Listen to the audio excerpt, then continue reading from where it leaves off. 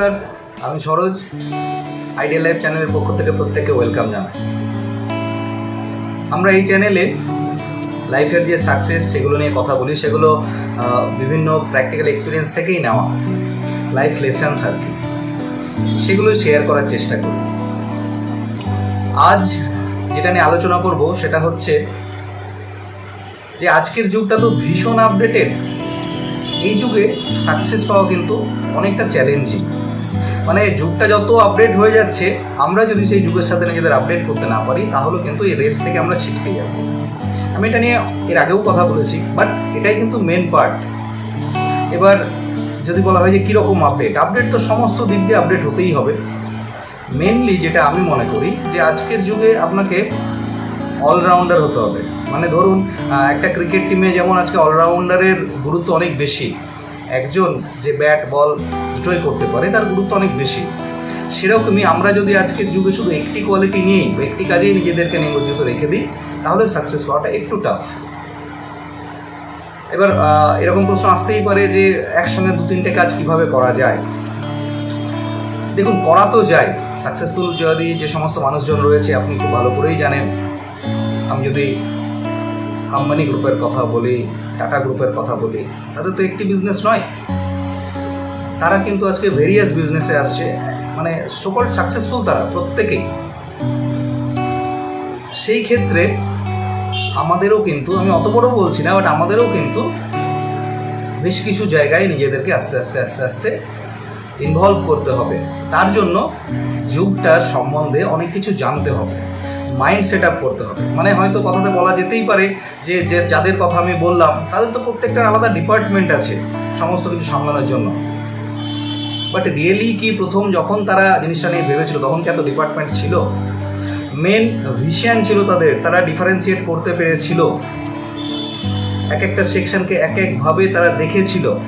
তো সেই মানে চিন্তা ভাবনা বা সেই কল্পনা, সেই প্ল্যানিং, সেটা প্রথমে কিন্তু আমাদেরকে আমাদের মাইন্ডে আগে নিয়ে আসতে হবে। চিন্তা ভাবনার মধ্যে আপনার অনেক বৈচিত্র্য আনতে হবে।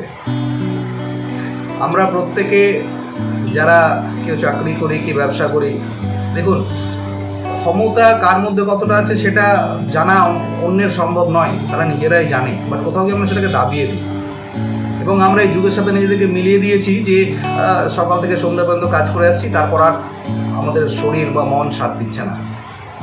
তখন প্রত্যেকে আমরা সত্যি সেই লেভেলের অ্যাটিটিউড দেখাচ্ছি যে এত কিছু করলাম আবার কি। বাট আখিরে এই যুগের ক্ষেত্রে এটা কিন্তু নেগলেক্টেবল, এটাকে কখনোই প্রাধান্য দেওয়া যায় না। আপনাকে করতেই হবে। 24 আওয়ার্স যদি আপনার আছে তো 24 আওয়ার্স অন্যান্য সাকসেসফুল পিপলদেরও আছে। মেন কথা যেটা আমি আজকে বলবো, টাইম ম্যানেজমেন্ট, এটা হচ্ছে আজকের দিনের সব থেকে একটি গুরুত্বপূর্ণ পার্ট। আপনাকে টাইমকে ম্যানেজ করতে শিখতে হবে। সেটা একটা বেশ বড় কোর্স, টাইম ম্যানেজমেন্ট। বাট আমি যদি আপাত দৃষ্টিতে বলি, আপনার টাইম আপনি ঠিক করবেন, কোথায় কখন কতটা দেওয়া যায়, কার গুরুত্ব কতটা, এই ঠিকটা বা এই ডিসিশনটা আপনাকেই নিতে হবে। জাস্ট আপনি যদি একটু ক্যালকুলেশন করেন, লাস্ট 5 বছরের একটা গ্রাফ তৈরি করবেন, লাইফ কিভাবে চলে এসেছিল, সেইখান থেকে আপনি কতটা টাইম বেকার নষ্ট করেছেন, কতটা টাইম মানে যে টাইমটার কোনো আপনি গুরুত্ব ছাড়া দিয়ে গেছেন, এগুলো একটু ক্যালকুলেট করুন, তাহলে বেরিয়ে আসবে। কারণ আপনি যদি আজকে বসে ঠিক করতে যান না যে আমি কাল থেকে টাইম ম্যানেজমেন্ট কীভাবে করবো, আসবে না। আপনাকে আগে ব্যাকে যেতে হবে, আগে ভাবতে হবে যে কোন টাইমগুলো আপনি বছরের কথা বাদই দিন, লাস্ট 7 দিনের কথা ভাবুন, ছোট ছোট করে ভাবুন, দিয়ে দেখুন যে সত্যিই কোন টাইমটা আপনি প্রোডাক্টিভ ওয়েতে কাটিয়েছেন আর কোনটা আনপ্রোডাক্টিভ ওয়েতে। সেইখান থেকেই শুরু হয় টাইম ম্যানেজমেন্টের প্রথম পার্ট। অবশ্যই আপনার আগে ইন্টারেস্ট থাকতে হবে, ইচ্ছে থাকতে হবে, আকাঙ্ক্ষা থাকতে হবে। সত্যি যদি জীবনে কিছু করতে চান তাহলে কিন্তু আমি বলবো টাইমকে ম্যানেজ করতে শিখুন। Time is money. সময় কিন্তু আপনাকে ইনকাম দেয়, সেই সময়টাকে ইউটিলাইজ করতে হবে। তো আমি যেটা বলছিলাম যে যে সময়গুলো আমরা বেকার কাটিয়েছি সেই সময়গুলোকে আগে আপনি মার্ক করুন। সেই জায়গাগুলোতে কি করা যেতে পারতো, যদি সেই জায়গাগুলোতে সত্যি প্রোডাক্টিভ কিছু করা যেতে পারতো, লাস্ট 2 বছর যদি আপনি সেই টাইম স্পেন্ডটা সেখানে দিতেন বা কাটাতেন, তাহলে মেবি হয়তো 2 বছর পর কিছু একটা পাওয়া যেত। মানে বলতে চাইছি, আমরা যদি কোনো একটা গোল চিন্তা করি, তার কতটা টাইম সেট আপ করি, তো সেই 2 বছরের প্ল্যানিংয়ে আমার তো থাকে যে আমি এই দিনেই করবো, এই দিনেই করবো, বা এই টাইমে এই করবো।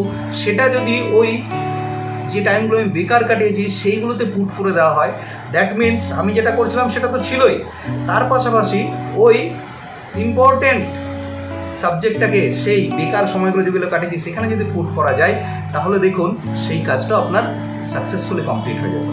আমি এটাই বোঝাতে চাইছি। আমরা প্রচুর বেকার সময় কাটাচ্ছি, বাট আজকে বিশ্বাস করুন, বেকার সময় কাটানো মানে আপনি একটু একটু করে এই জীবনের দৌড় থেকে, রেস থেকে পিছিয়ে যাবেন। সো প্লিজ টাইম ক্যালকুলেশন আপনি করুন। ফার্স্ট চিন্তা করুন আপনি আর কি করতে চাইছেন, কিসের প্রতি আপনার ইন্টারেস্ট, কোথায় আপনি নিজেকে প্রমাণ করতে চাইছেন। কারণ দেখুন, বাই প্রফেশন আমরা জানি না যে সবাই নিজের ইচ্ছে মতো বেছে নিয়েছি নাকি, মেবি হয়তো বাধ্য হয়ে আমরা বিভিন্ন প্রফেশনে রয়েছি।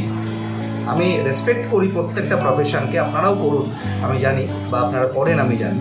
আমি বলতে চাইছি, তারপরেও যদি নিজেকে প্রমাণ করার ইচ্ছা থাকে, এই সময়ের মধ্যেই হয়, করা যায়, কারণ তার উদাহরণ প্রচুর রয়েছে।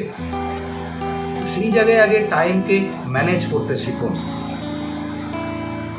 অবশ্যই এটা নোট ডাউন করতে হবে আপনাকে প্রতিনিয়ত। একটু অনেক দিন পর খাতা পেন বের করুন, ধরুন সারাদিনের কোন সময়টা কোথায় দেওয়া যায়, কতটা গুরুত্বপূর্ণ জায়গায় দেওয়া যায়, তার মধ্যে আপনার চুজেবল সাবজেক্টটা কোথায় স্থান পায়, এভাবে দেখুন, করুন।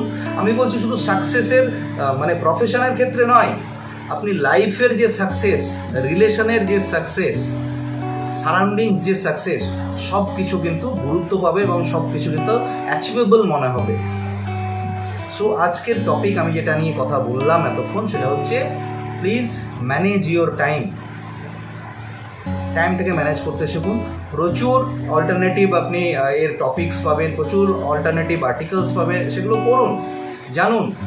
বাট তার থেকে আগে নিজের মনে চিন্তা করুন কি করব বা কী করতে চাইছি, বা যেটা মনে হয় যে আমি সময়ের জন্য করতে পারিনি, কতটা সময় হলে হয়তো হতো, সেই সময়টাকে ক্যালকুলেট করুন, অ্যাজ ওয়েল অ্যাজ সেই জায়গাগুলোতে সেগুলোকে পুট করে দেখুন।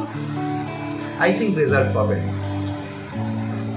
খুব বড় সাবজেক্ট টাইম ম্যানেজমেন্ট, এত ছোটোতে হয় না। আমি আজকে জিস্টটা বোঝাতে চাইলাম।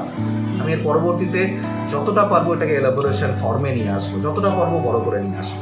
বাট আগে চিন্তা করুন সত্যি কি আপনারা করতে চাইছেন। কারণ একজনের পক্ষে সত্যি বলছি 10টা কাজ করা সম্ভব। টোটাল এটা কন্ট্রোল করে মাইন্ড সেট আপ তৈরি করুন, আমি বলছি টাইম ম্যানেজমেন্ট হয়ে যাবে। সো চিন্তাভাবনা করুন নতুন করে, জীবনটা ফেলে দেওয়ার নয়।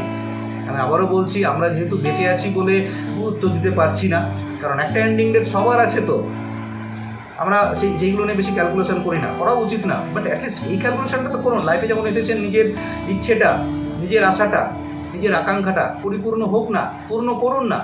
তাতে আপনি যেমন স্যাটিসফাই হবেন না, আপনার পারিপার্শ্বিক সমস্ত কিছু কিন্তু দেখবেন তারাও স্যাটিসফাই হবে, আপনার সাথে যারা জড়িয়ে আছে। সো আবারও বলবো, শিখুন, জানুন, এগিয়ে চলুন। How to manage your time. ধন্যবাদ।